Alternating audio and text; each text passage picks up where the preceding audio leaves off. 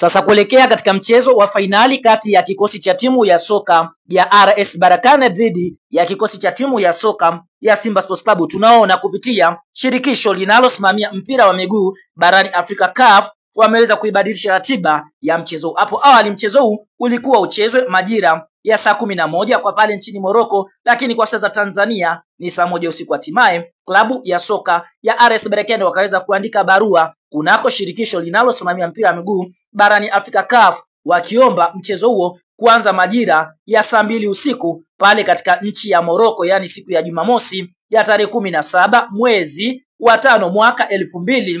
2025, ambapo kwa nchi ya Tanzania itakuwa ni saa 4 usiku. Hatimaye CAF wameweza kukubali ombi la klabu ya soka ya RS Berkane kucheza mchezo majira ya saa 4 usiku wa saa za Tanzania, lakini kwa pale Morocco ni saa 2 usiku. Mchezo huu utachezwa Jumamosi majira ya saa